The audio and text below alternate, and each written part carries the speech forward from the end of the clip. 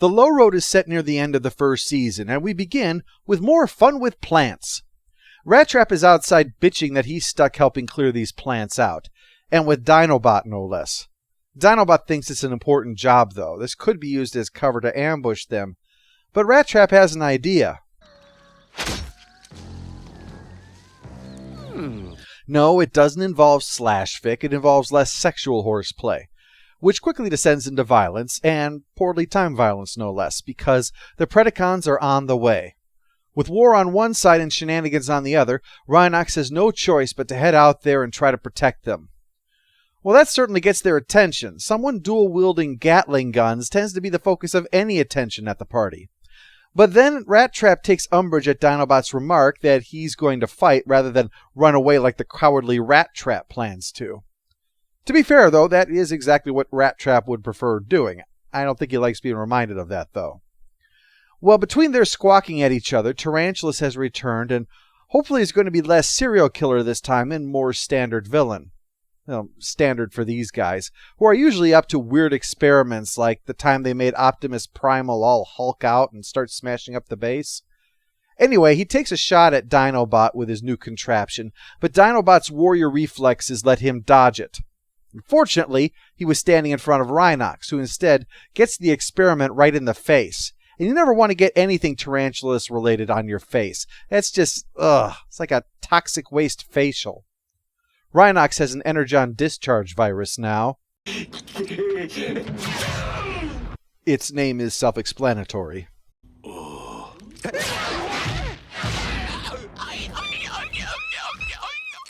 Though it does have its uses.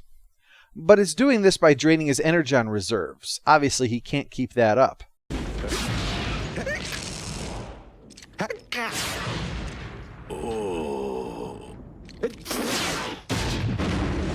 No matter how entertaining it might be.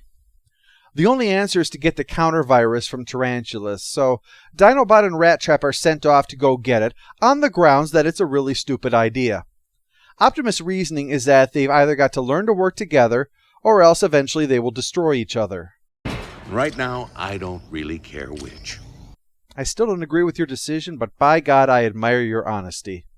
Dinobot's going to try to be the bloodhound to get Tarantulas. He shot Tarantulas several times, so the sick arachnid is going to be limping his way back to base, and they should be able to catch up. Assuming they can avoid beating each other up along the way, of course, which is a pretty big assumption.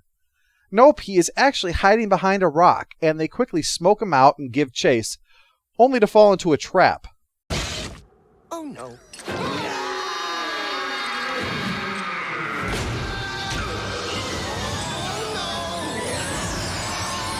Tarantulas doesn't give half measures when it comes to his traps. But alas, his genius is his undoing. His trap also delivers a boulder that, if you are familiar with Wile E. Coyote, behaves very predictably, and they're left with a flattened Tarantulas. Back at the Maximal ship, the new plan to keep Rhinox alive is to hook him up to the ship's power, but it doesn't seem to be working well.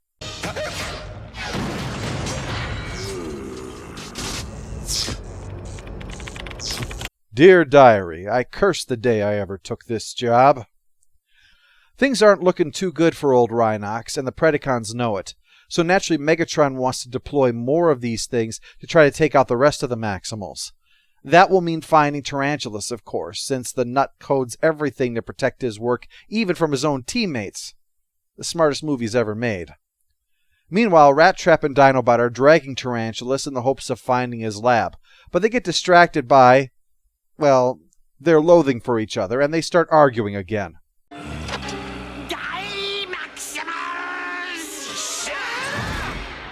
At least there's one thing that can bring everyone together. The need to punch that crazy jerk in the face.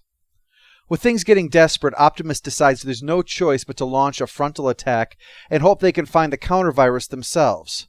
There's a couple new faces here, incidentally. We won't dwell on it now. We'll meet them next month. Rhinox is going to come along too, after he's had some lunch here. I guess they must be organic in some way if they could process food, but then what the... I'm so confused. Back at the Predacon base, they've given up on Tarantulas and are just busting everything trying to find it, until Black Arachnia makes the discovery. The counter virus. Oh, it's probably what they're after. I'll destroy it. No! I get the feeling that Megatron has a conversation with his minions along these lines at least once a day. I found a weapon of unlimited power, but it doesn't have a long enough cord to reach the outlet. Guess I'll just throw it off the cliff then and see how big a crater it makes. In this case, Megatron recognizes that it can be used as a bargaining chip against the Maximals, because the loyalty to one's team is absolute. Do not fire, Megatron! I have a hostage! Why, so you do. On the Maximal side, I mean. On Megatron's side, everybody's expendable.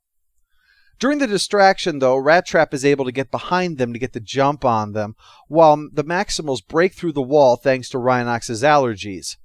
But that's when Megatron breaks out the bargaining chip.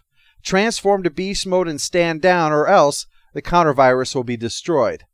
And, of course, the good guys do just that. However, this plays right into Rhinox's hands. Well, not his hands exactly.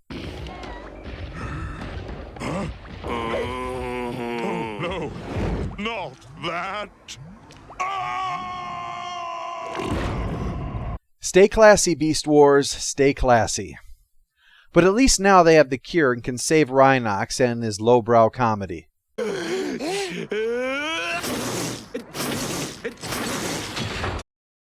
The Low Road is certainly an interesting vehicle, exploring the dynamic between Dinobot and Rattrap as a buddy picture often would.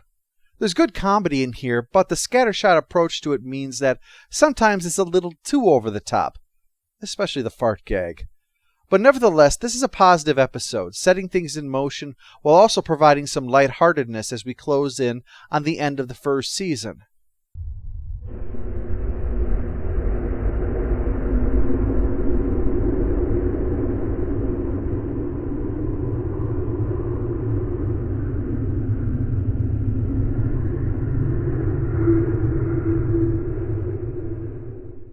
All hail the Overlord! All hail the Overlord!